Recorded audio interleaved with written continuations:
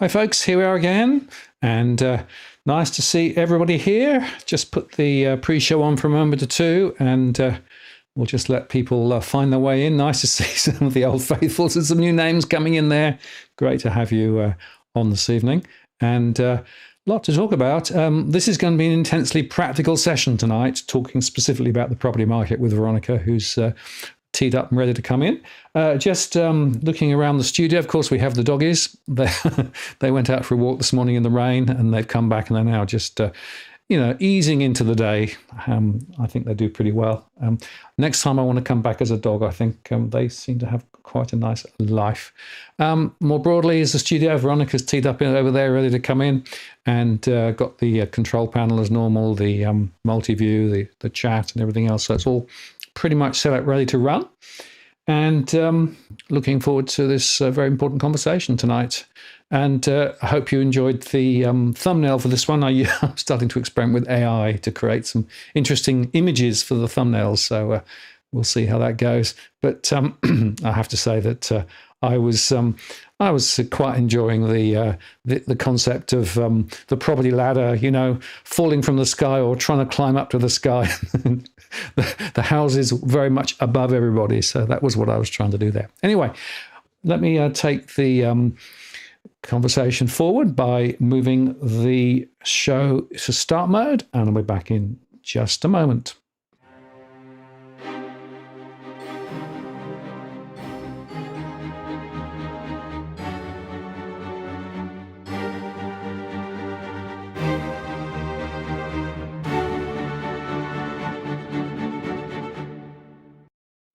Well, good evening and welcome to this live stream on the 20th of January 2024. Martin North from Digital Finance Analytics here. Great to have you on tonight. And the conversation, of course, is all about property and specifically the conundrum of the property ladder. Just before I bring Veronica in, let me just remind you, as I always do, that this is a general conversation only. This is not a specific property or financial or legal conversation. This is a general conversation. Do please play nice in the chat room, and I encourage you to throw your thoughts and comments into the chat. And as with always, I may not follow every thread of the conversation because there's a lot of stuff that goes on, but nevertheless, throw those comments in. If you'd like to ask a specific question to Veronica, then use @WalkTheWorld, and that'll make sure it comes into my question queue, and good chance of getting your question answered then. And I've also enabled Super Chat, which means that you can get your question to the list, or indeed make a contribution to what we do around here. Don't do this for profit. We do this because we think it's a really important conversation. So all those Super Chat contributions are absolutely greatly received. Right, I'm going to push this button. And Veronica, hello, how are you doing? Hello, good. Happy New Year. Happy New Year to you. We had a chat just before Christmas, which I went out on Elephant in the Room around Christmas time. So I hope that went well, but I enjoyed that conversation, and nice that you can return the favor now. Oh, well, I'm always flattered to be asked on your show, Martin. Thank you very much. And our listeners love you. Let's just introduce you for those who may not know. I always have great difficulty, Veronica, because you've got so many irons and so many fires, right? So just give people the 2-minute whistle-stop tour of what you do and what you're involved in, because I just get more and more confused. You've got so much going on. I know, it's getting a bit stupid, really. Okay, so the best way to introduce me is a licensed real estate agent who puts together programs to help people buy better. But it actually extends beyond that now. We're helping people sell better as well. We'll get to helping people rent better as well. But the reality is that buying property is fraught with risk, and that I don't think there's enough appreciation for just how risky being in the property game is. And so really my goal is to help people make better decisions so that they take less risk and actually allow the property to do what it needs to do for them, whether it be wealth creation or providing a stable home, shelter, all that sort of stuff. That's my goal. Everything I do is about helping people do that. And what I think is fascinating, Veronica, is that you and I have exactly the same objective, which is to help people make better decisions, right? And you come at it from the property end, and a significant positivity around property. I come slightly from the more skeptical end, but in both cases we meet at the middle here, and it's about helping people make better decisions. I'm not anti-property, right? But what I am worried about is that many people seem to me to make bad decisions And in fact, I still believe that sometimes people spend more time researching a refrigerator, buying a new fridge, than buying a new property, which seems to me nuts in the current environment. Well, they do. And it goes to human behavior that when something is very, very complex, we just seek to simplify it. And so and what happens with property often is that in that process of simplification, people actually end up doing almost no due diligence or really refusing to accept that the risks are as high as they are. So where I come at it from is as a practitioner in the industry, I've had 24 years experience now, either selling or buying property for clients and obviously for myself as well. And I'm one of these property experts who actually doesn't believe that property is for everybody in terms of, I don't think everybody should be buying property. I don't think everybody should be investing in property. I absolutely do not think that property works for everyone. In fact, I think the very small percentage of property is actually really worth buying from an investment point of view. So I'm a contrarian property person, Martin. People have accused me of being negative. But I must say, the first time I came across you, I thought, oh my God, I couldn't find anybody more negative, but I've got to understand you more and I realize where it's coming from. Yeah, absolutely. And we're going to talk specifically about the conundrum of the property ladder. And it's interesting because I have seen a lot of people write a lot of stuff in recent times about the property ladder, right? And I guess my own experience, I bought my first property years and years ago. I paid the equivalent of 16,000 Aussie dollars for my first property, right? And, through happenstance and then moving and all of those things, the value and the equity in the property expanded. It didn't go up linearly, but it did go up and to the right over a significant number of years. I did lose money. So in some cases, I sold below what I bought. But in the long term, the trend is up and to the right. Now, I guess the question I've got for you is the property ladder still a valid way of thinking about property? It seems to me that the first step on the rung is almost impossible for many people these days, particularly first-time buyers.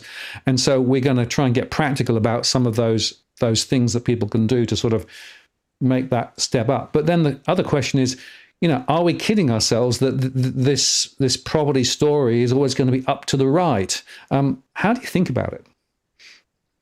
I think that on a macro, yes, property goes up over time. It does. You've got all the data to show, I think, on average, something like 8% annualized growth Australian property, right? The problem is, of course, that no one buys a piece of the Australian property market. They buy one property out of, how many have you got? 10 million of them or 11 million of them.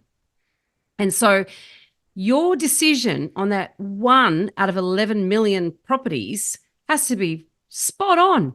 Otherwise, you could lose money. And there is a report that CoreLogic puts out every quarter. It's called the Pain and Gain Report, and it actually reports on how many people, what percentage of people lost money when they sold property in that quarter. And that's just a nominal loss, purchase price versus sale price.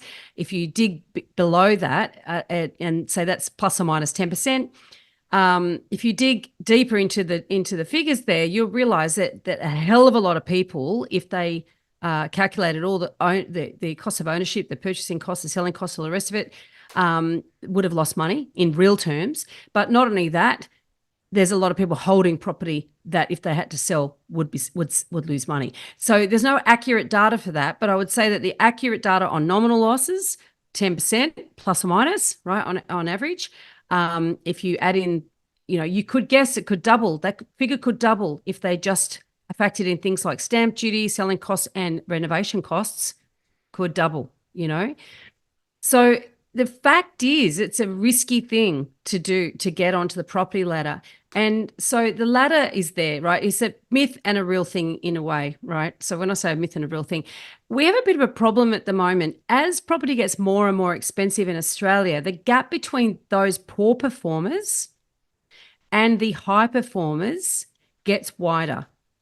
And the reason is the magic, or what's the opposite of magic? Black magic or white magic of compounding, right?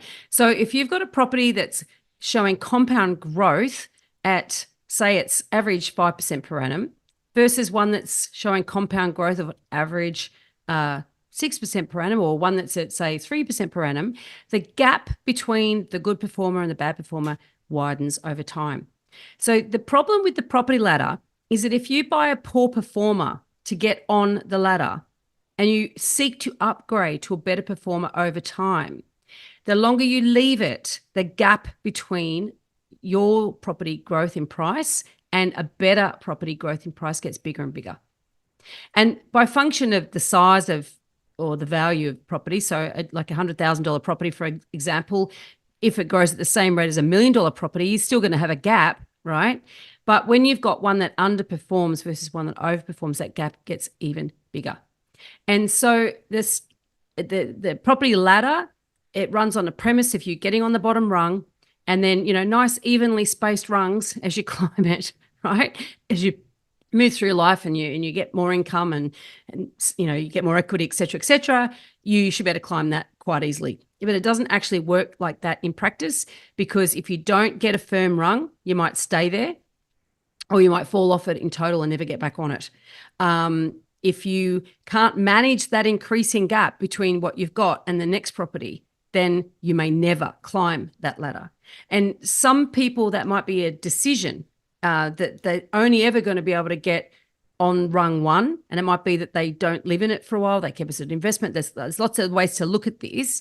It might be a decision, but always the caliber of that property has to be as good as you can possibly get. And so I'm not saying you have to buy a multi-million-dollar property up front. I'm saying that in every property class, in every price range, in every area, there are great properties and there are not great properties. And so if you learn the art of asset selection and you get a firm footing on that rung, on that ladder, that first rung on the ladder, then your chances of being able to climb the ladder are a hell of a lot better than if you fail at the first rung. Does that make sense? Yeah, and I think your analogy of the ladder not being equally spaced, in other words, the rungs, it's not like every 3 years you automatically go up to the next ladder rung, et cetera, et cetera. And at the moment, the gap between those points on the ladder are pretty dramatic for many people. Yep. And just in that context, it's interesting to note three things. Obviously, if you look at the trends on prices, what you can see there is that actually houses and units are moving in different directions at the moment. So actually, house moves and median value of rent in the unit sector are performing quite differently. And another way of looking at it here is just the move of prices from December 2003, and you can see there that there has been a general trend up, but nevertheless the fact is that not all markets have moved the same way over that period of time. So Sydney has done a lot more than others. Darwin, if you look there, has sort of gone significantly down and is back to where it was in 2008 to 2012.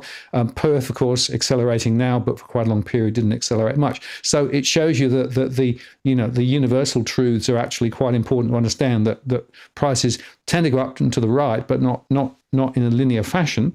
And just one other, this is the one that I think is a really interesting killer slide. This is actually from a recent per capita report that just showed how much government money is being thrown into property. This includes the capital gains tax, the negative gearing support, the rental assistance, other budget measures. And you can see that we've massive amounts of money is being thrown into the property system by, this is the federal stuff, plus as well states. So when you think about property, you've got to think about it in the context of picking the right asset, but also some of these broader issues. And finally, just in terms of affordability, it's worth just noting, of course, that if you look at the impost on households, whilst the interest payments on mortgages have actually significantly risen, actually the income tax payments have actually risen even more, and in fact is a bigger impost. So again, I want to highlight that there is a complexity here just in terms of trying to put all of these pieces of the puzzle together. And so if you are trying to aspire to get on the property ladder, right, this is not a simple, straightforward thing. And what I find a little bit frustrating is sometimes those in the property industry make it sound as though it's such an easy journey.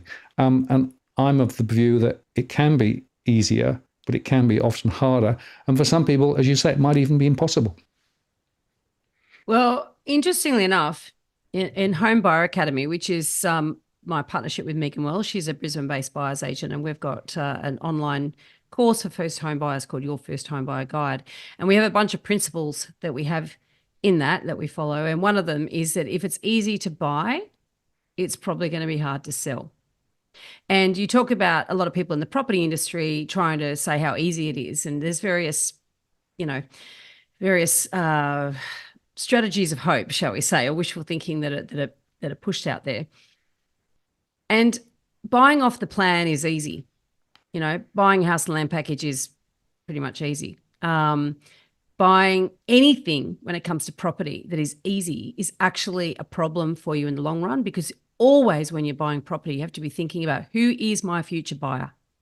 One day, and particularly if you're thinking about being on the property ladder, you've got to be thinking, I need to understand who my buyer is, how many of them are out there, in the sense of, do I have a property that has wide buyer appeal?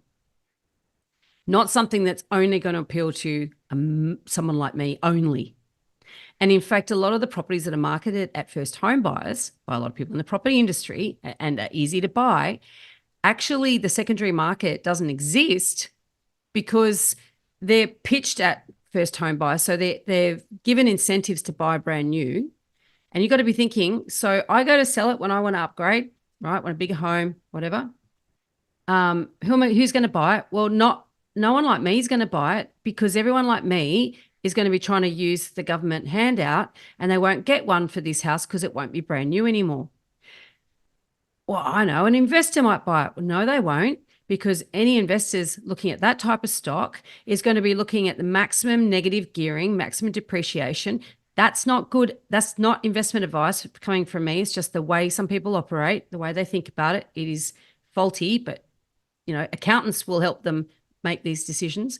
They go and buy these properties because they get maximum depreciation, and then there's no secondary investor market for that, because subsequent investors don't get the same level of depreciation, because even if it's a week old, a lot of that depreciation and the tax benefits actually evaporate. So there's two big buyer pools that are definitely targeted and attracted to brand new property, and none of them exist when those people go to resell the property, and they're not thinking about that. And this is what buyers always need to be thinking about. It doesn't matter what you're buying, whether you're buying brand new, whether you're buying existing, you always have to be thinking about, how can I make sure that this property, when I go to sell it, will appeal to the widest section of the market, the widest segment of the market. And that's how you shore up your future, or that's your risk mitigation strategy, basically.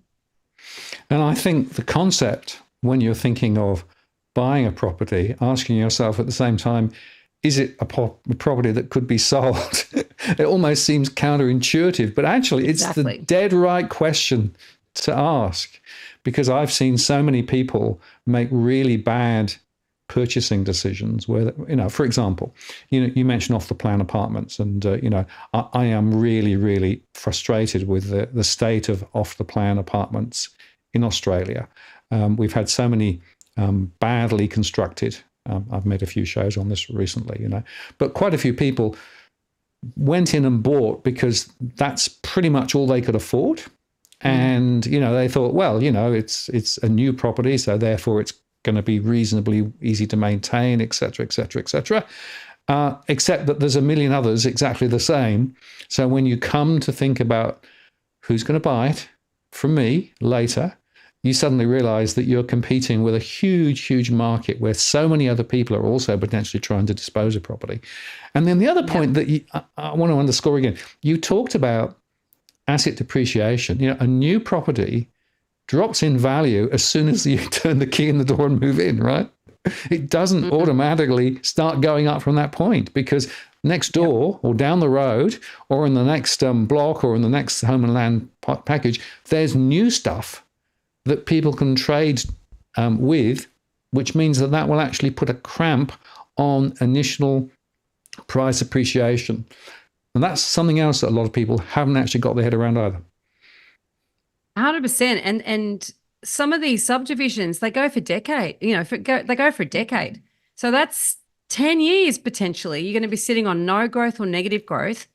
And, you just got to hope that your life circumstances don't change, because you're trapped if they do. And everyone is so focused on, we talked about the ease of buying property, right? Everyone is so focused on how difficult it is to save your deposit and get on the ladder. That's this desperation. I want to be on the ladder. I want to be on the ladder. But they don't think of what happens if I buy like a termite ridden rung on that ladder. You know what I mean? It's the equivalent of buying one with wood rot. You can't stand on it. It's like, you're definitely not going to climb up that ladder if you can't actually stand on the first rung. And so, it's compelling, and I get why it's compelling. In fact, Megan and I, we just recorded a podcast episode on house and land packages, because we know that first home buyers are compelled towards it. So it's like when are we going? It probably will be launched in a couple of weeks, this podcast episode. We know that they're going to be compelled towards it because all the marketing, all the mortgage brokers, basically, most mortgage brokers, you go and they say, oh, okay, well, these are all the grants you can get and these are all the developments and blah, blah, blah, blah. In fact, a lot of them are peddling brand new properties and they get paid huge commissions. I just unsubscribed from an email that was sent to me. And we get this all the time, by the way, all these brand new houses and the commission offering up to $38,000 to help them sell a brand new house worth around about $700,000. So you talk about, when you drive the car out the showroom, or you turn the key in the lock, it's immediately worth less. Well, it's immediately worth at least that less than you just paid, because you've just built in nearly $40,000 worth of commissions to a salesperson. That property is not worth that. That's the price. I can't explain how, a value of a property and the price of the property, two very different things.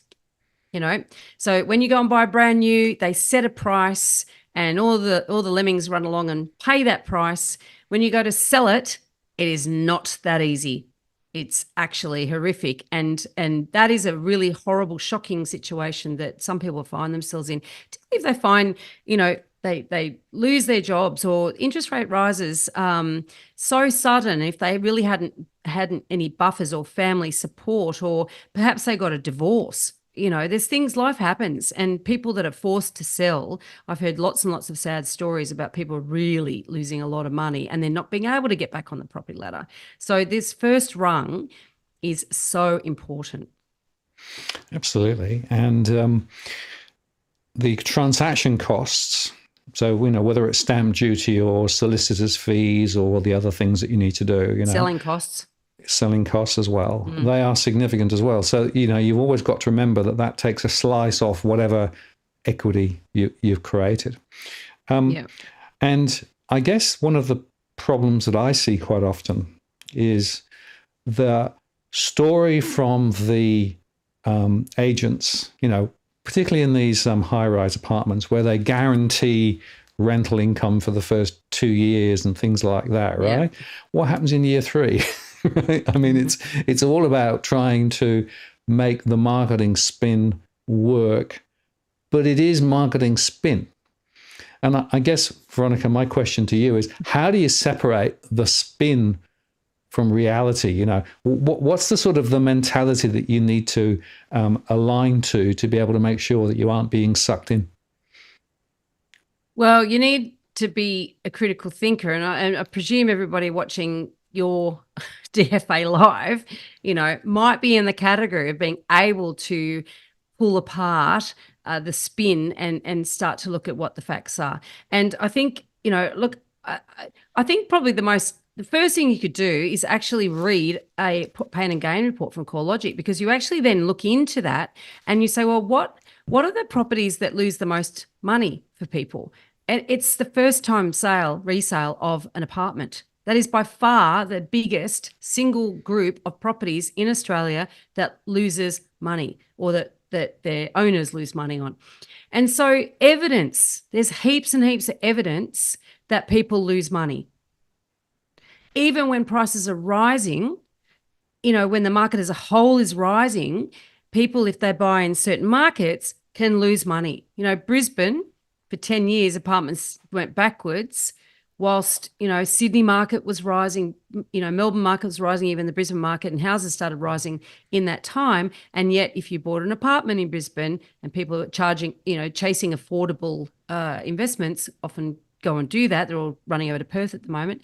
Then, that they're sitting there and their equity is tied up, their borrowing capacity is tied up, they're paying a mortgage, and they're going backwards. Now, a lot of these rental guarantees, they're sort of offered to de-risk it for people. Oh, it's no risk because you're going to get this amount of rent every week, blah, blah, blah. Now, when the rental market was what we call normal, when it not like it is at the moment, we've got these drastic shortages, but when we had a sort of more normal rental market, as soon as that period ended, then the rents will go to market rent. So if they were getting $400 a week rent on a property that was only worth $350 a week rent, once the guarantee goes, and not only that, but the guarantee was built into the price you paid. So you already prepaid for the extra rent you were getting, right? So that's fine. There's a problem at the moment with our rental shortage the way it is that high rents are going to mask a lot of this fundamental problem with some of these properties. And so people are going to be lulled into a false sense of security because it's easy to rent out pretty much anything now. Particularly, I'm going to look at Sydney. I'm based in Sydney, so I can talk about the Sydney. But, you've got a vacancy, I think, in Perth, for example, at the moment is like 0.7% or something. So the rental market is such that people could be fooled into thinking they've got a good asset because they're getting a good yield. But pretty much everything's getting good yield at the moment. So it's taking away the discernment or that a level of pain that people might have, which might get them to offload a property. And if you look at the areas where properties were most sold recently, now there's a number of reasons for investors selling properties, but for example, one market is Brisbane. Now, you could attribute some of this, and in fact, I think there's been research done that says we can attribute some of it to some pretty investor unfriendly legislation and attitude of the government up there. So that certainly led people to offload their properties. But also, if you have sat on one of those properties that has done nothing or gone backwards for 10 years, then suddenly you see a bit of price growth. You're going to take your opportunity to get the hell out of there. So there's been some markets where there's been increased selling, and a lot of those investors have been people who have sat there just waiting for those properties to do something so that they can get out of them. Now, there's opportunity cost, and all that time that those people have not been doing something, that money that's been tied up there could have been working harder somewhere else. And a lot of people don't want to realize that loss at any point. So they sit there waiting till they get a gain. They feel better about that. Human beings, we don't always make good decisions because we're biased, we've got our biases. But that is one of the realities. And that is actually one of the factors that has led to a lot of investment stock being sold because it hasn't performed. No. But however, now you will find that, with such big rental increases, people might go, oh, it's all right now, it's performing, because they're looking at the wrong metrics. But, it can cover off a number of sins, I would say, the strong rental market at the moment. Well, certainly if you look at gross rental yields, which is, if you like, the price of the property relative to the theoretical rent that you can actually get, those two things have definitely gone up. But if you look at the net rental yield, which is effectively after the costs of the mortgage and maintenance of the property, et cetera, in fact, there are more investors today underwater, partly because, of course, their own mortgage rates have gone up quite dramatically, even after all the tax offsets and everything else. And if you look at it on a geographic basis, if you look at the net investment yields in Melbourne and around surrounding areas, about 60 to 65% are now underwater. If you go up to Queensland, it's a different story. Up in Queensland, the calculus is quite different. So it shows you again that different types of property in different locations are behaving quite differently. But this theoretical gross rental yield, which is the one that the agents always throw at everybody, right, doesn't really tell you the full story, does it? No, it doesn't. And also, do you calculate the yield as to your own yield based on what you paid for it, or do you calculate it on what it would sell for, what market value for that property is today anyway? So I always laugh at this rubbery figure, yield. How are we calculating this? But also, Victoria is another state that has had some pretty investor unfriendly policies. And so, in fact, that's been one state where there's been quite a lot of sales. But you also got to think that the median prices in Victoria, well, let's say Melbourne, not Victoria, median price in Melbourne is more expensive than it has been in Brisbane. I think the dwelling median is just pipped over the dwelling median for Melbourne, but dwellings include apartments and everything. Which is sort of interesting, actually, that it's done that. But despite that, Melbourne was a more expensive city. So people you could expect would have larger mortgages down there, so they're going to be hit more with rising interest rates. And obviously when you've got policies that are not very friendly towards investors and this land tax, there's lots of and also legislation, pro-tenant legislation. Now, I'm all for looking after tenants, don't get me wrong, but it has to it has to go hand in hand with understanding the demands placed on the owners of properties as well. And I don't think that there's enough understanding of that and meeting in the middle and coming to the table together. I think there's too much of this us and them going on. And that's a narrative that is quite prevalent. And it's still very prevalent about, landlord bashing and investor bashing. And it just astounds me that people can't sort of get the linkage to understand that if we don't have a market that is encouraging people to want to invest in property because the government hasn't done it over the last 7 decades, then what have we got to rent? And why else would rents be rising, if there's a shortage of supply? It just beggars belief that there's so much anti-investor rhetoric out there and they just not seem to understand that basic supply demand metric. No, spot on. Of course, just put up this one. This is the net overseas migration data that shows we've had this massive splurge of migration, which means, of course, that's put extra demand specifically on the rental sector initially, which, by the way, is squeezing out some of the the locals who can't afford to keep paying. But interestingly, also in my surveys, the highest rental stress metric is now in those first generation migrants. So they've come in, and immediately have got sort of sucked into paying a lot more, but finding it quite difficult to make those payments. So I think the point about understanding that property investment and renting and owning property are all part of one continuum rather than actually seeing it as somehow disconnected is a really important point. And to drive that home, I've got a few questions from people who've thrown me questions recently, and this is from Sonny, and he said he's actually based in Melbourne. I'm currently renting in Melbourne.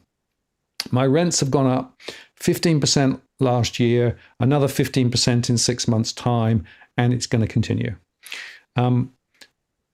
He said, I've got limited ability to save because I'm paying so much on my rent in the property that I'm renting. If I were to take what I'm paying in rent and pay that as a mortgage, I couldn't buy anywhere close to where I'm living at the moment. I have to buy a lot further out, and I'd probably buy in an area that's not particularly attractive. And even that's after taking account of what support I can get from the various grants that are available. So the conundrum for this particular individual with a family is saying, do I just go on, paying and just accept that more and more of my rent is, my income is going to pay the rent, which in a way is dead money? Or do I actually make the sort of strategic decision to move somewhere less salubrious, further out, where I'm going to incur more transport costs, but try and get at least a foot on the property ladder? Or is there some other strategy that would enable me to get out of this bind that I'm in? That's basically the question. And I mean, for me, that's a really important microcosm of the problem. Yeah, it is. And look, there's there's some really there's some interesting solutions coming up to help people get onto the ladder. All right. Now, and the shared equity scheme that the Victorian government has a shared equity scheme. The federal government is about to launch one, I do believe. These are interesting schemes, and there's a private shared equity scheme coming up as well, which we're interviewing on Home Buyer Academy, so we'll be finding out a lot more about that shortly. These are schemes that basically a government or an investor group effectively takes a part ownership in the property. And so they help you get on into the market. Now, there's ways of doing this.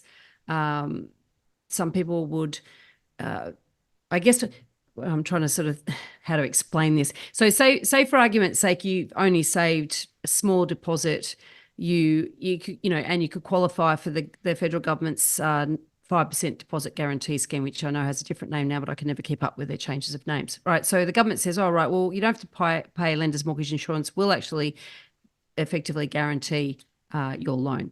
And so that's great. But you've got to have an income that could support 95%, and you've got to have the 5% plus the costs.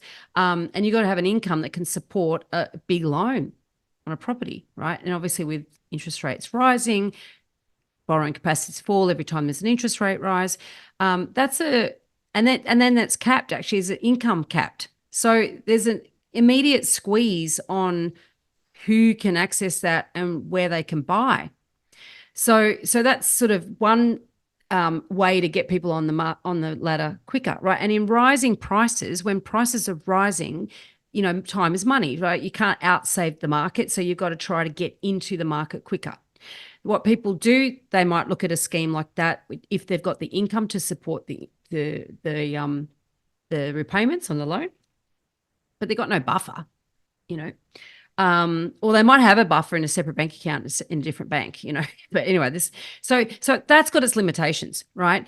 They might get money from family, and the Bank of Mum and Dad is now the 5th largest lender in this country. I don't have the data off the top of my head. You probably do, Martin, for how many people are getting help from their families. And something like, I think the average amount of money is something like $112,000. That's the average that these people are getting. All the mortgage brokers I'm speaking to are saying that this is on the increase. And so what this does is, it's all well and good if your parents are in the property market now, or grandparents. Sometimes it's grandparents. It's all well and good if your family has already got equity and they're already in the market, and they can continue to actually keep that wealth in the property market, in the family, and they can pass that down to their adult children. But if your parents don't have a home, if you don't have grandparents or parents or somebody that's prepared to go guarantor for you, or to lend you the money, or to give you an early inheritance or anything like that, you're on your own. And so these shared equity schemes are being introduced in a way to help that segment of the market. And so the shared equity scheme is roughly where the government says, right, well, I'll go into co-ownership with you on that property. So you don't need as big a deposit because, the government takes X percent. It might be, honestly, I should have checked all the numbers on this, but, it might be 40% equity. So that means you've got to come up with your deposit on 60% of the property, not the 100% of it, right? And it might give you the opportunity to actually get into a larger home than you would otherwise be able to buy. Like, you might only be able to buy a 1-bedroom unit, but if you are able to access this, perhaps you could get into a larger home that will last you longer, that you won't need to upgrade. You won't need to necessarily climb the ladder, right? And you may not be able to climb the ladder either, because at the end of the day, somehow you've got to either pay the government back, and there's certain mechanisms that are built into the agreement that, if your income rises over a certain level, you've got to start making bigger repayments. There's certain restrictions around, adding value to the property and renovating, all that sort of thing. So you've got to really read the fine print, fully understand what it is that you're getting into. But it is an opportunity. It does give an opportunity for some people would fit the category where this might be appropriate for them to consider. And this, Sonny is his name, I think, he might fit in that category. He's got a family, right? He's got all his networks in a certain area. if he'd saved a certain amount of money, and I guess, and banks do take into account, well, some banks, I should say, do apparently, I hear this because I'm not a broker, so I can't give this advice, take into account the rent you've been paying, and you've got to sort of demonstrate all that sort of stuff. So it's not necessarily dead money in that regard. You've actually been demonstrating your ability to make those payments. But so if there's a way that you can afford to get into the market and take advantage of a shared equity scheme, that is something to look at for someone who's in a situation like that. The limitation being, of course, they've still got to focus on a good asset. They've got to focus on something they're not going to outgrow as quickly, because that's something that will save them money down the track as well, that transaction cost in terms of upgrading. But also the problem with that is that because the government owns a chunk of it, when you do sell to upgrade, you're going to have to pay back that chunk. And so you don't have you don't have all the access to all the equity that you would have if you were able to buy that property on your own. So there are some limitations with that.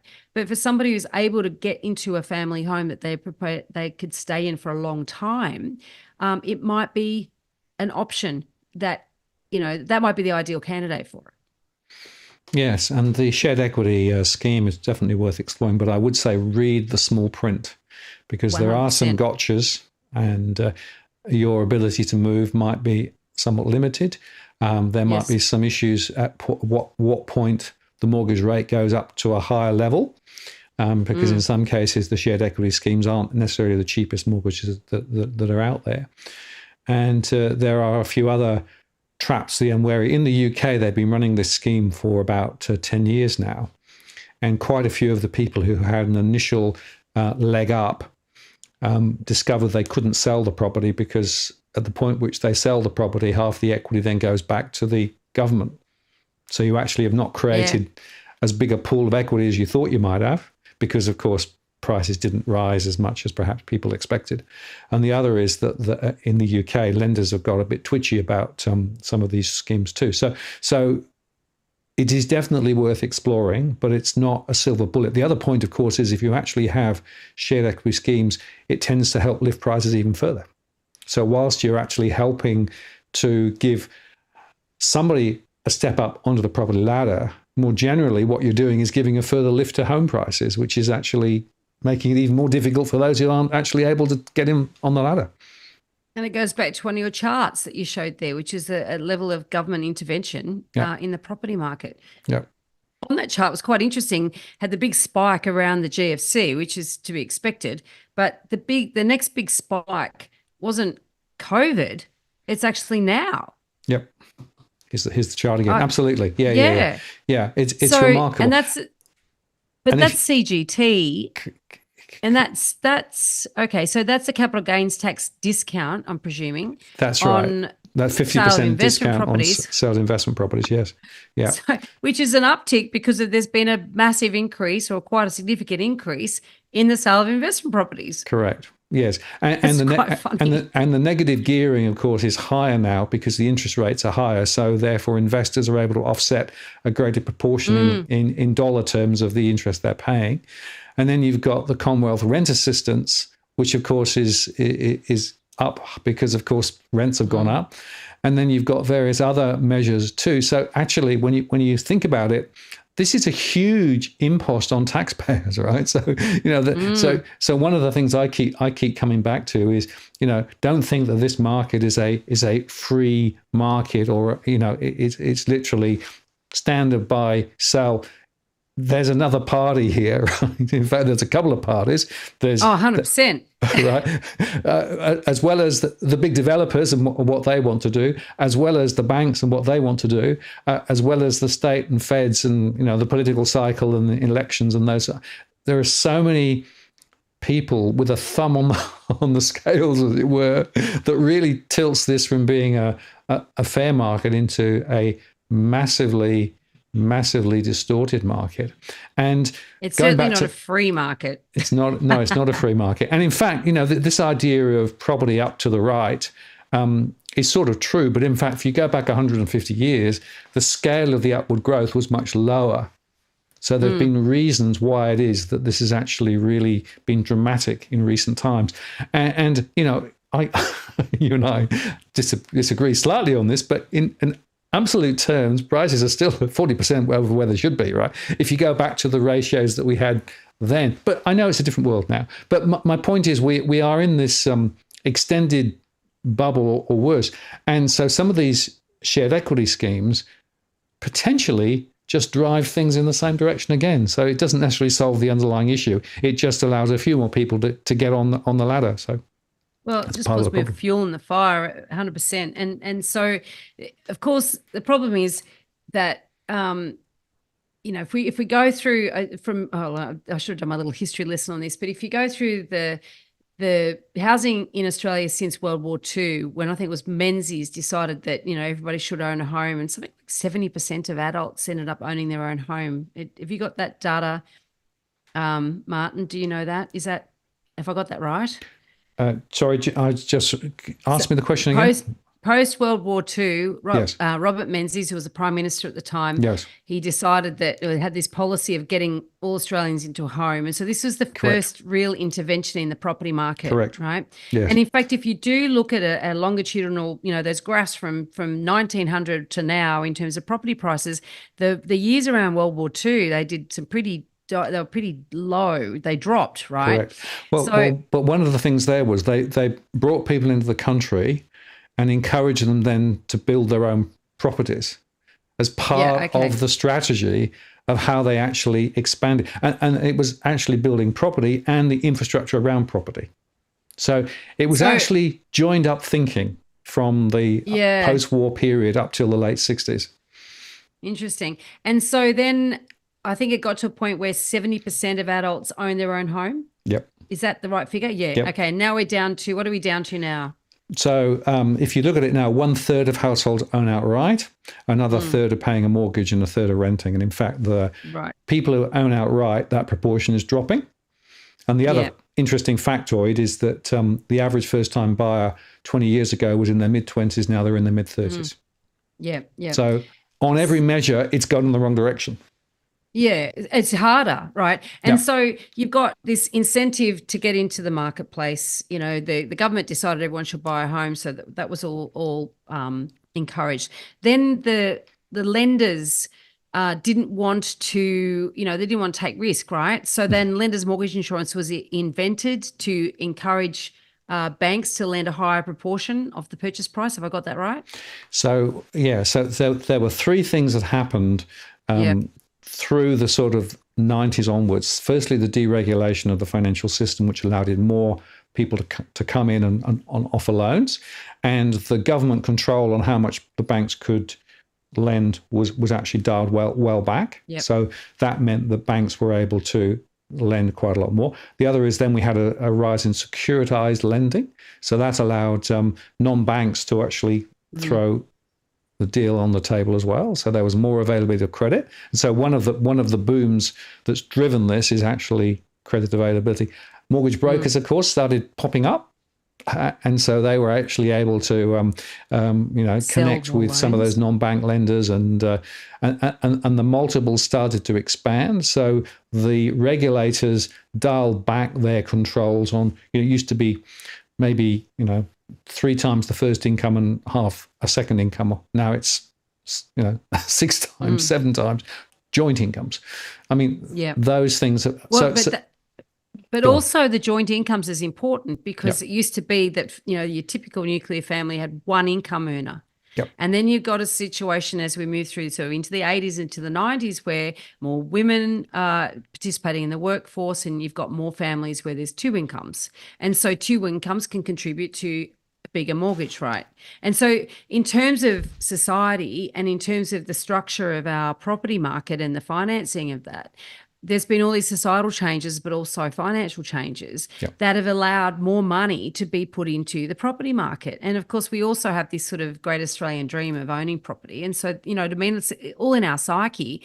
And now we're at the point, though, where it's becoming unaffordability has got to a point where the government has to step in with things such as shared equity, as you're talking about, which then contributes to raising prices even more. So we've had all these, these first home grants, and there's been a fair amount of work that's been done, research been done around what impact that has to prices. My anecdotal understanding or observation has really been in many times a new grant is introduced and the price goes up more than the grant. And I was selling real estate at the time when the very first home buyers grant of $3,000, I think it was, back in 2000 and whenever it was, came in, and people waited. They delayed their purchase until it came in, and we just saw prices go up by double that easy, you know. So all of these things have not only made prices increase, but they've allowed people to participate in the market, which then feeds back into prices increasing. And I think that this new raft of initiatives to help first home buyers is really just that next stage in that evolution. I don't know what's after that, but for the moment, we've got these sort of impetus and there's this meddling that's going to encourage prices to continue to grow and remain at 40% overvalue. Yeah, spot on. In the future.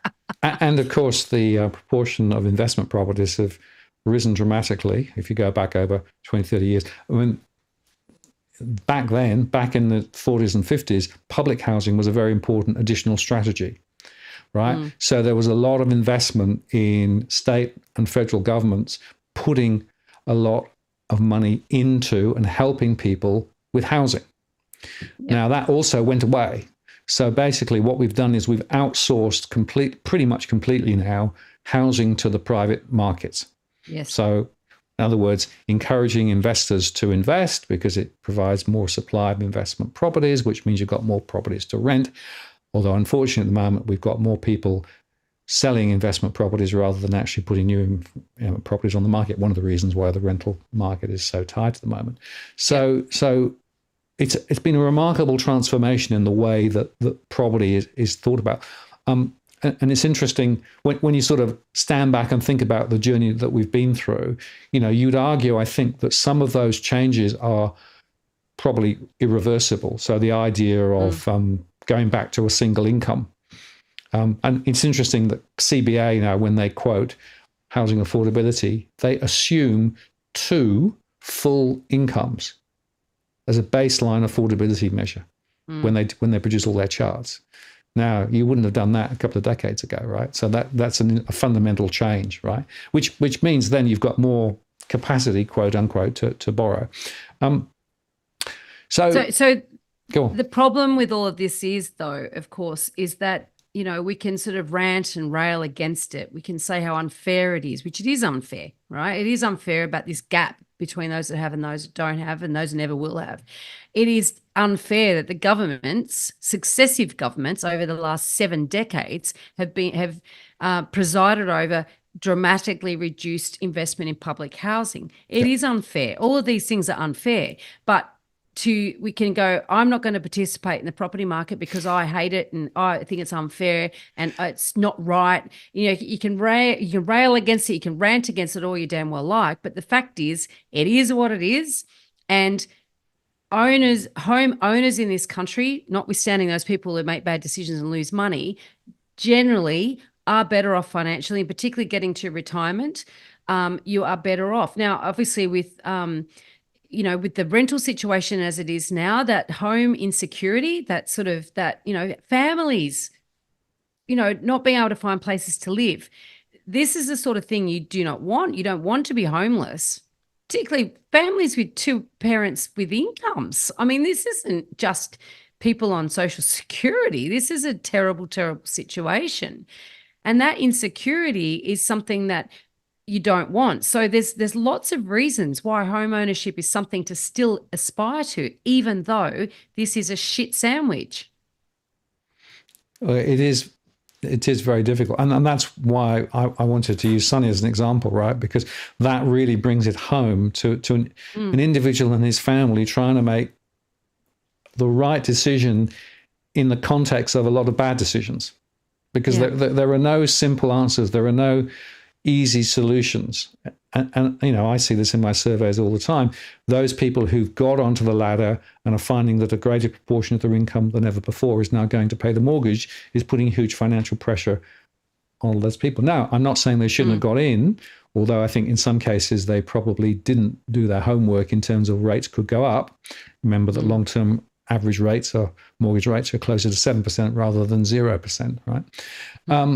But the fact is that we've got a lot of people now wrestling with some of these difficulties.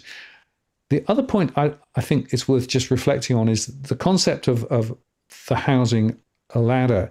It's not just one rung, right?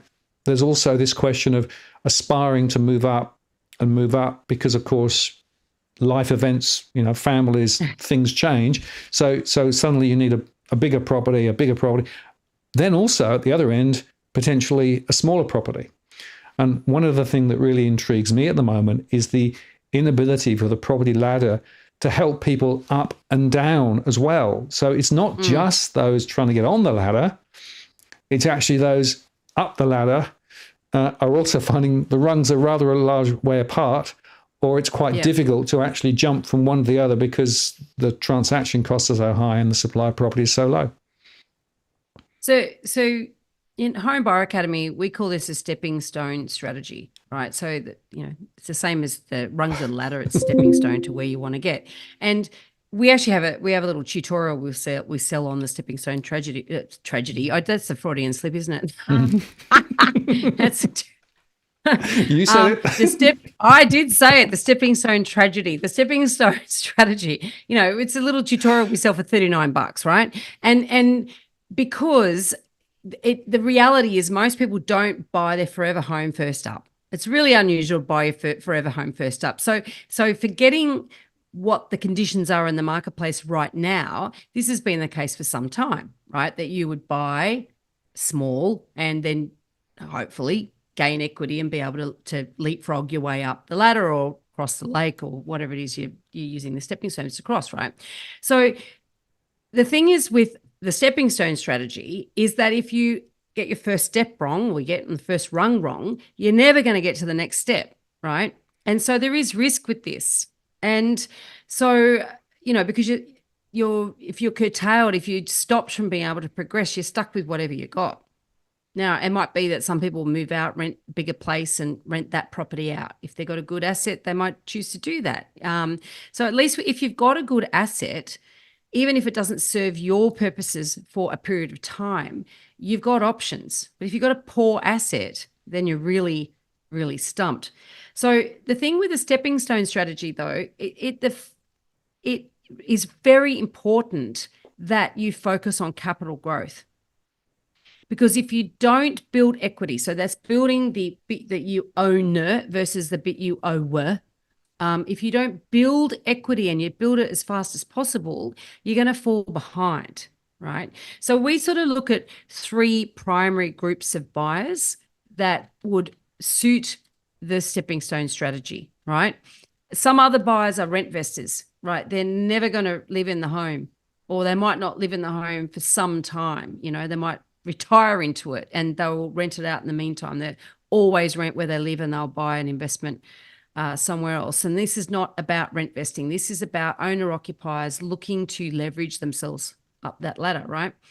So there's three primary groups of home buyers that this would suit, this stepping stone strategy. One is those with a vision to add value to a property through renovation. And it's not just the vision, you do need the skills as well. And you also need the budget, because you've got to be able to fund that renovation. You've got to be able to choose the right sort of property that you can add value to, that's within your capacity of, being able to do it, right? Some people buy it off way more than they can chew. They think renovating is easy and cheap, and it's not like it is on the block, right? The second group that suits the stepping stone strategy are income earners who are on an upward trajectory on their career path.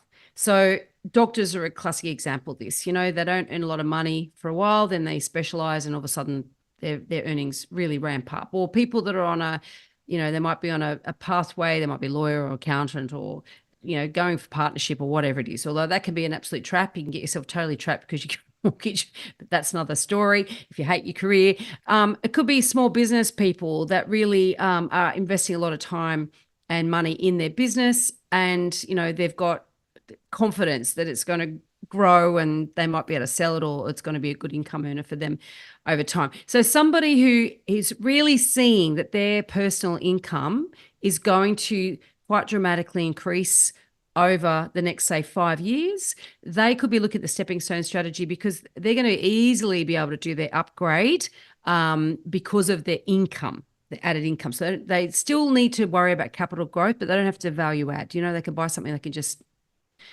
sit in it or live in it. And then there's the third group, which is stable income earners with no interest in renovating. And so there's the types of property that each of those three groups buys is different, right? Because, if you're looking to do the renovating, right, you need to be on a high growth area and you're going to be relying also on market lift, right?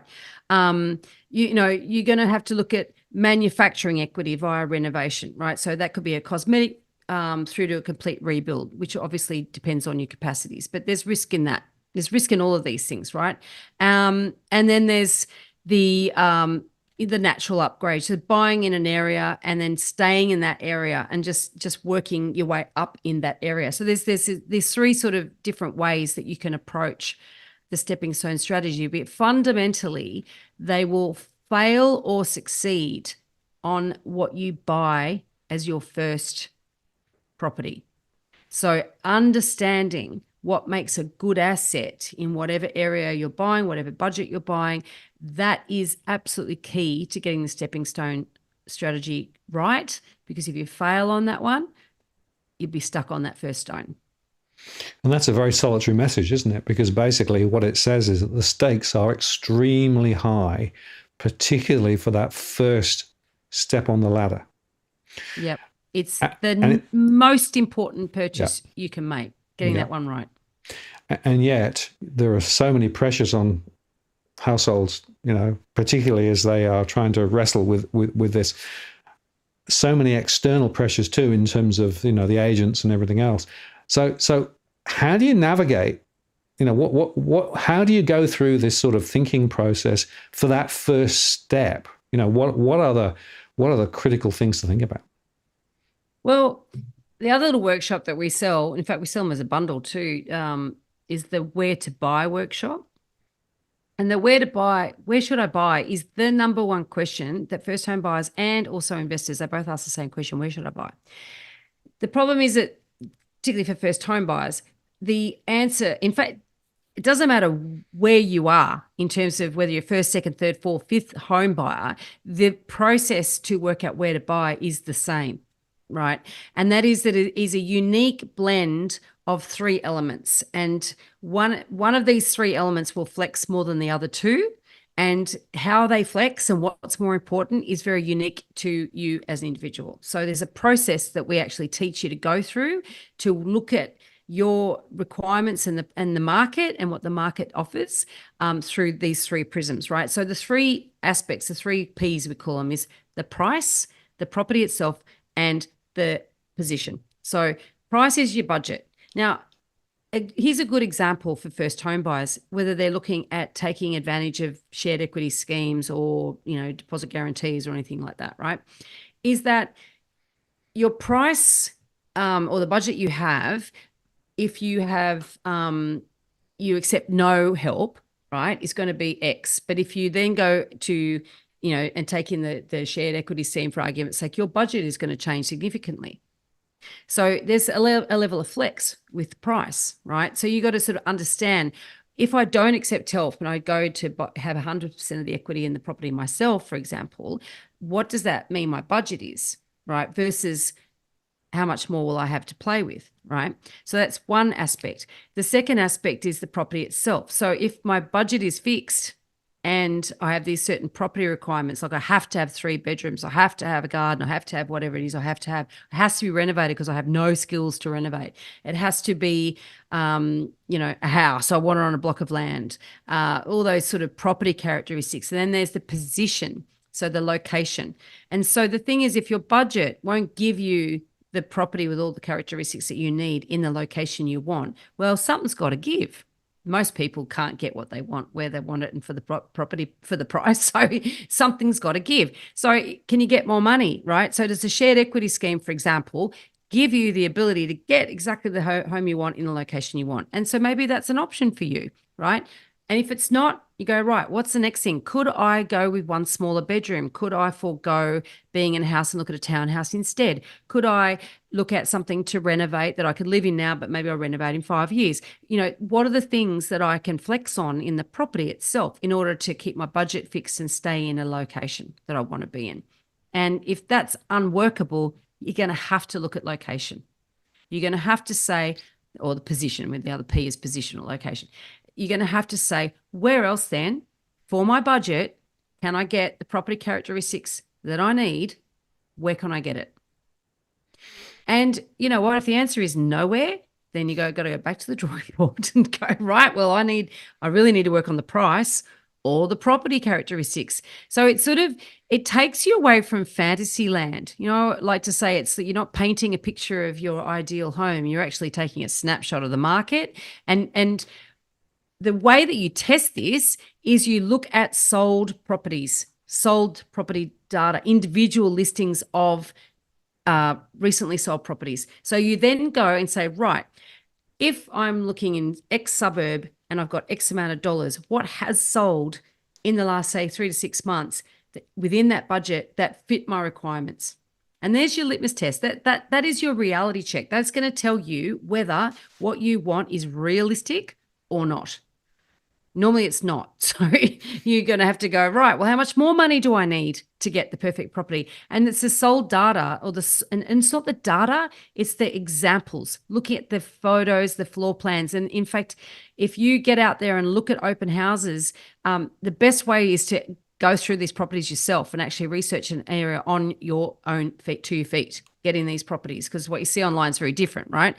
But you have to go through this process to really get a firm grip on what's out there and what your possibilities are. Now, I started explaining that, and I can't remember even what the question was. No. You actually you cut it well. But 2 observations. The first observation is you will have to make some compromise somewhere. Always. Yes. Even if you've got millions and millions of dollars, there will still be some compromises, some things that you'll have to trade off. So get used to that concept. I've had clients with budgets of $12 million that have to compromise. Yeah. So, Yeah. But the second point is not all the trade-offs are equal, right? So there are some things that are actually much, much more important to hold on to, like, for example, the ability to be able to resell the property later relative to I've got to have 4 bedrooms, maybe I could get away with 1 less. So it's a complex mixture of trading off those various things. And then there's another aspect that I think we've got to talk about, and that is this rational thought leading approach versus that's a lovely property, I've got to buy it, right? Because there is an emotional and irrational side to property purchase as well. And unfortunately, I sometimes see the irrational overtaking the rational. Now, that's a complicated thing to get to unpick, but it's also very important, isn't it? It's part of the process. I think emotions in property purchases are underrated. I think that we should acknowledge and harness our emotional response to properties, because the thing is, what pushes up prices are emotional responses to properties. So if you're having an emotional response to a property and you think, okay, this is something that's actually quite universal, other people will also have an emotional response to this property, and you can pin down what it is about the property that you are responding to, then that isn't necessarily a bad thing. But where emotion gets in the way of good property decisions is where you're reacting to fears that come through FOMO or through just market coverage, the headlines, and you're thinking, I got to get in. And you're not actually responding to the property. You're responding to your fear that you're going to miss out, right? Really different in terms of how emotion needs to be harnessed in buying property. So I see FOMO playing out, that's fear of missing out, playing out all the time. I see it that people just basically, abandoning their judgment. And then that's afterwards, they get, what have I done? Because actually the property becomes secondary to the fear of missing out. Now, as I said, if you can harness that emotional response to a property and you can see that it's actually a good thing for your future buyer, always thinking about your future buyer, and they're likely to have that emotional response, or you can actually create an emotional response. There's a classic FOMO or oh no, I love that. I might steal that. If you can do that, then that's a way to make emotion your friend in property. But the big problem is that people are reacting to what they're perceiving, what's going on. They're trying to ride the market. They're trying to control things that they're actually outside their control. And that's when they make really bad decisions. And interestingly, quite a few of my one-on-one conversations, it's often with a couple, and you'll have one of the party, the rational, financial, what's the return? The other is the emotional, I love the property, et cetera, And somehow you've got to find a way of bridging the gap, because I think both dimensions are valid and appropriate. But if you're not careful, you end up being taken in completely different directions. So that to me is like a Venn diagram, like quite often when couples start looking at property or start talking about looking at property, they've got their circles overlap a hell of a lot more until they actually get out there looking at them. And then you start seeing this divergence. And in many couples, particularly with these children involved, and if one is more of the taking the financial heavy lifting load and the other one is taking more of the kid load and the house load, which happens in many families, let's face it, they're going to have different priorities and different needs, right? But that, being rational, the person trying to make rational decisions, quite often they're driven by fear. So it's still an emotion. It's just that they sound logical, but they're actually not. And so it's identifying what is that's actually driving them to be hyperlogical about this. And because this is the problem, they go to their corners and their little Venn diagram becomes a tiny sliver in the middle where they're actually agreeing on anything. And so we do this we call it property therapy in my buyer's agency business, where we actually sort of coach them into, okay, let's deal with this fear. And let's also talk about what the emotional response is. And it does that make it a good investment, because I always encourage owner-occupiers to think of their home as an investment, and I encourage investors to think like owner-occupiers, because that emotion is what drives values, right? So these are really important discussions to have, and I think it's important that the person is rational. They don't get off the hook. It's like, you know what, you're feeling something, mate. You're feeling things. You've got emotions going on, and you're just pretending that you're logical, and that's a lot more valuable and valid in your decision making. And the emotions on this side of things, let's take the heat out of that, and because there's fear of missing out in there as well, right? So let's take the heat out of that and actually hear that person. And when they're both heard, we can actually get a better outcome. Yeah, very good point. And certainly in my experience with my one-on-ones, it's more counselling than anything else, right? It's trying to allow people to see the other side of the coin. It's not either or, it's both and. And in fact, the best outcomes are when you can actually, as you say, expand the Venn diagram to be able to actually, encapsulate a greater area. I guess the other point it's worth just thinking about, if you're buying for long-term owner occupation, you hope that property values will go up, but property values don't go up linearly. Sometimes they will come down and up and down. Now, if you're buying for somewhere to live, accommodation, security, et cetera, maybe the concept of it's always got to go up is actually not necessarily the right way to think about it. You hope that it will, but it isn't probably the most important lever. Whereas if you've got an investment property, my hypothesis is you're going to make very little on the rental return. So you've got to assume or hope that you're going to see capital appreciation, because that's effectively how investment properties yield. Now, is that a false dichotomy in your mind? Not really. I think I often hear people say, oh, look, I don't care about capital growth because I'm going to live in it for 20 years. And I'm like, well, if you live in it for 20 years, and capital growth is even more important, because that means that you are going to be 20 years behind other people that do care about capital growth. And that's a long time. That's a long time to go backwards.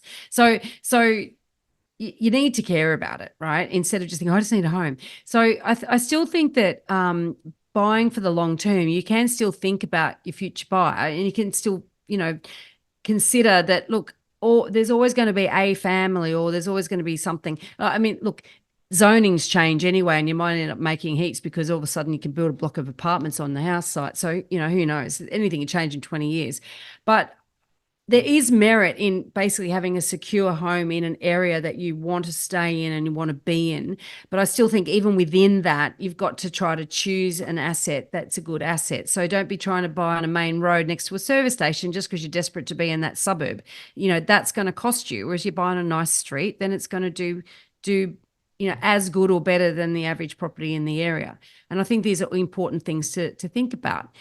With investors, not enough investors do think about capital growth. I spoke to a guy the other day who was telling me that he sold one property that had actually quite a good yield and surprised me with the growth that he'd had in a short period of time. I think there was a huge amount of luck.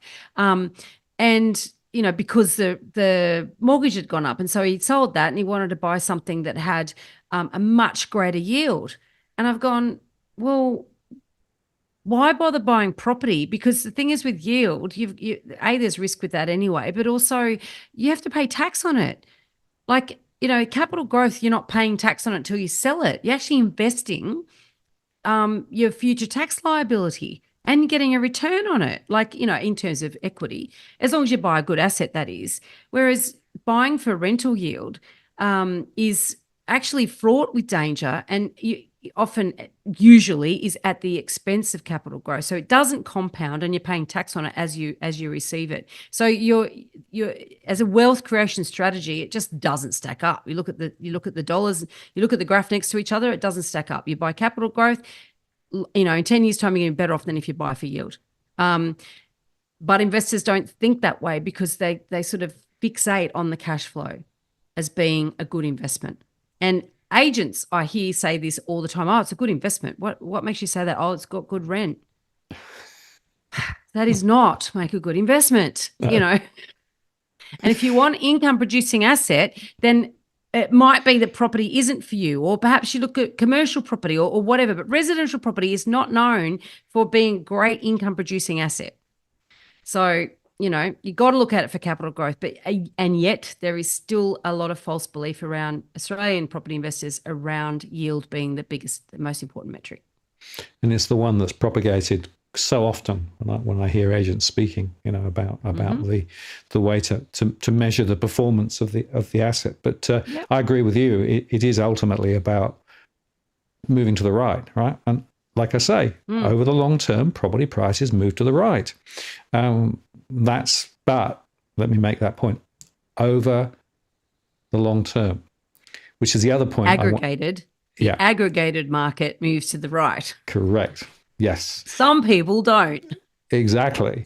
And it doesn't happen overnight. So the other thing I find amazing to me is the short-termism that some people think about. I'm going to buy this and then, next year I'll flip it, etc. Well, just remember the costs involved in actually getting the property in the first place, the expense you're going to actually come when you actually come to flip it. I mean, so often a lot of these costs don't get factored in people's thinking. Have you ever had Peter Kalizos on your show? No. The property professor. He's I like Peter. He's retired, but he still does it, he still pops up every now and then on property around about. So Peter wrote a book, I think it's about 20 years ago, is it 15 years ago? I can't remember now, but on, growth markets in Australia, and he did all this research, and he's one of the very few people that is prepared to review his own predictions and assess where he got it wrong and what can we learn from that. So he's known as a property professor for a very good reason, and he has been a lecturer at Adelaide Uni as well. But he also, now I was going somewhere with that and I totally forgot what it was. It'll come to me. What were you just talking about, Martin? Time frames. Time frames. How quickly? Yeah. So he did an exercise where he sort of worked out, he looked at historical movements in capital cities across Australia, and he did an exercise and worked out that if you actually were able to exactly pinpoint the right time to buy, the right time to sell, and moved your money around, property in Australia over this sort of period of time, would you be better off? And I think it was such a tiny margin that you'd be better off, that it was certainly not worth the risk of getting it wrong at any point along that way. And that was with the benefit of hindsight, of actually knowing exactly when these markets moved. So it's an exercise you wouldn't bother with, really, because it's a bit like those studies that have been done on the share market that compare the returns of people that are active traders versus those who buy good assets and set and forget. And the long-term returns have been, a percentage higher on average. I think that's the average, was average percent, a 1% greater gain per year. And that compounds quite significantly over time. And you got less stress as well, and less mucking around. You got time to do other things if you just do that. And so, and it's the set and forget. If you know how to buy a good asset in the first place, and you've got confidence that you made a good decision, and then you can ride out market fluctuations and all the rest of it, you'll be better off than trying to trade it. Anyway, so that Peter did that exercise. I thought it was a really good illustration of the folly of trying to sort of dive into markets, dive out, ride the market, sell high, buy low, all that sort of palaver. It's a myth that anyone can actually do it. Well, there are a lot of people, of course, who are spruiking just that strategy, buy my first, buy my second, buy my fifth, buy my 20th, I have to say, for every one of those who actually have won, there are many, many who haven't won, and you never hear about those, do you? No, you don't. And you know what? There's cycles of spruikers with their lovely get-rich-quick, clever schemes, and they come and go, and I've just seen in recent couple of years, I've seen, it's almost like seeing the mining town boom spruikers coming out all over again. I mean, I know they're not pitching mining towns anymore, but it's the same message, and it's just like, yeah. If you've been around long enough, you heard it all before. Let's watch this lot fail. Absolutely. Well, as we come to the end of the show, Veronica, I guess the thing that I want to underscore, which is what you said right at the start, right? That purchase decision, especially to get on the property market for the first time, on the property ladder, is a really complex, critical, and important decision. And very often people are not well equipped to make that decision right. And I want to just call out the tools that you've got that really can help people, because actually I think people could do with a bit of help to make the right decision, because it makes such a huge difference. And I want to underscore what you said. If you're on the right versus the wrong trajectory, and you actually measure what happens in the subsequent 5 years, the gap between a bad and a good decision is huge. It's massive. It's absolutely massive. Look, Home Buyer Academy is what Megan Wells and I have created, right? And that is an online course. It's for first home buyers, but we've actually had a lot of people in there that done it that aren't first home buyers. They're second and maybe even subsequent home buyers. And so your first home buyer guide is the course. And we take you through the 10 steps to buying a property and getting it right. I'll list you through what they are, right? I'm going to refer to my little list on the wall because, I should be able to remember this off by heart, but we call, the acronym is PACE. So it's preparation, action, commitment, then execution, right? And in that PACE, there's 10 steps within that PACE. And preparation starts with, the first one is getting your support crew right. And this can be done, this includes your mortgage brokers, this can be done before you've saved what you think you need to save, because often people can buy sooner than they think they can buy. So getting your support crew, your legals, your if any advisors that you're going to use, if you need an accountant, mortgage broker, all that sort of stuff. So it's working around, who do you need on your team? Who do you not need on your team, right? And how to get the best people on your team. So that's step one. Step two is money. Okay, so that's basically understanding, and we're not in the budgeting space, or we're not in the finance space or anything like that, but what we do recognize is that this is a very important part of getting your head around in the right space to be ready to buy a property. And so once you've got your support crew there, you can get the advice from the right people and get that money piece in place. And that a lot of that is around how much do you need really to buy a property. And then includes the costs and understanding all of that sort of stuff, and grants and what the trade-offs are, grants and the true cost of grants as well.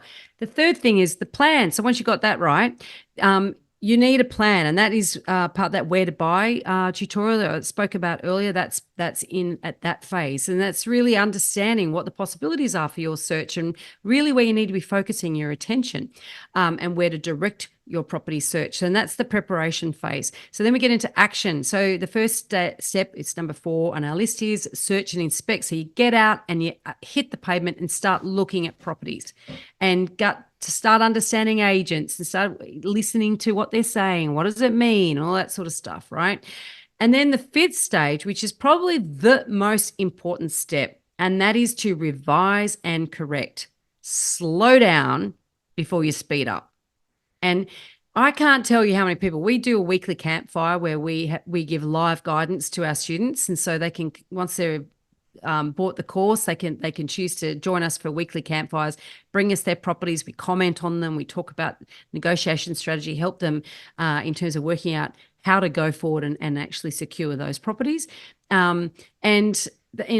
In that revise and correct phase, it's so often and so important that people, when they get to that point where they're ready, they've got their finance in place, they start looking at property, then they realize, oh, hang on a minute, something's not quite right.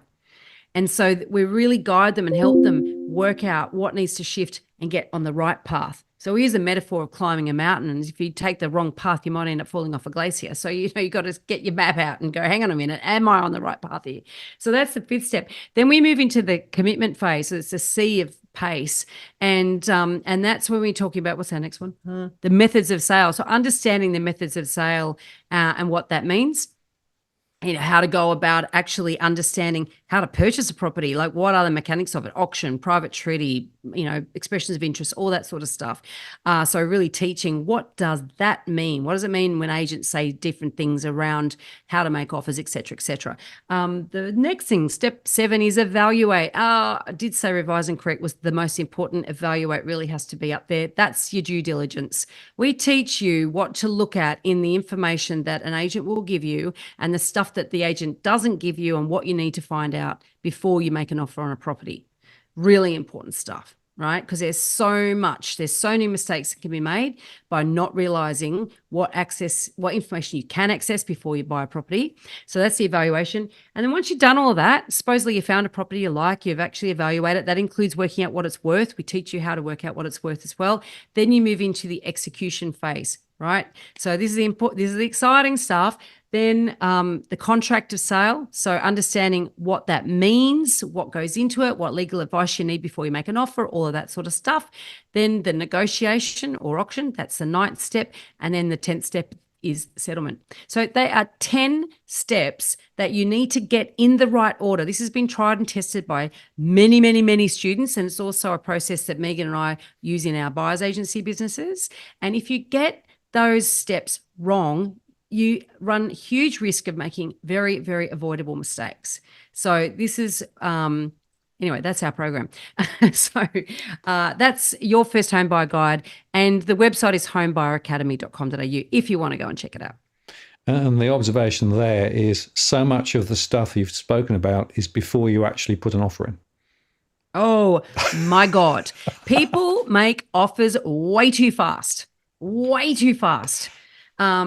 Without knowing what it's worth. And one of the hugest mistakes that not just first home buyers, but all buyers make is that they decide what a property is worth based on what the agent told them. So if the asking price, they go, oh, I'll just knock 5% off that. Where did this 5% come from? Or if it's an auction price guide, I'll just add 10% to that. No, I get where the 10% came from because that's on the agency agreement, but does that mean that it's worth it? No. You've got to go and do your own research. We've actually got a free mini course. People can, if you get on that website, you can download our free course to teach you how to price a property. And people make offers at the open house before they've done a scary of due diligence. Unbelievable Happens all the time. Agents love it. That's how they get some of their numbers up without necessarily Get hooks giving. in. Yeah, exactly. Well, Veronica, as always, great conversation. Thank you very much for taking some time out to share your thoughts with us. There's so many different websites that you've got your finger in the pie. I've put your main website in the comments, but Is that veronicamorgan.com.au? it is. Excellent. Yeah, That's the one source of everyone can get to everywhere from there. The source of truth, right? From there, you can go everywhere. But I would say that the first-time buyers information is absolutely, gold, literally gold.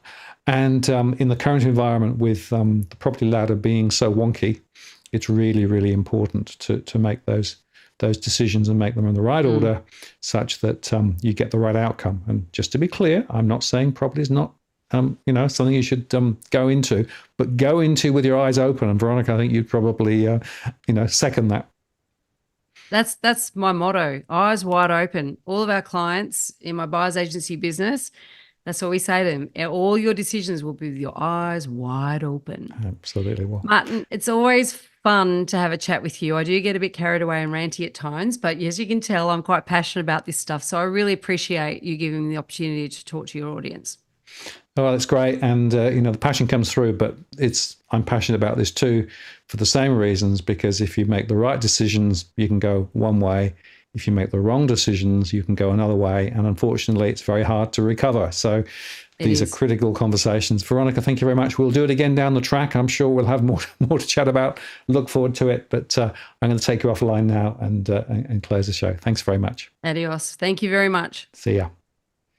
There you go, folks. Hope you enjoyed that. Always fun. There's plenty to talk about with Veronica. And we will be back next week with Leif Van Onselen to talk about the latest from an economic perspective. Lots to talk about there, of course, with some of the recent changes to migration or not, gas prices or not, a lot of other things to talk about. So mark your diary for that. And just before I go, the dogs are still there, still very much asleep. They haven't moved the whole of the time that I've been on. Anyway, thank you very much for spending your Tuesday evening with us. Really appreciate it. Look forward to seeing you again next week. And of course, on our recorded shows during the week. This is Martin North from Digital Finance Analytics signing off. See you next time. Cheerio.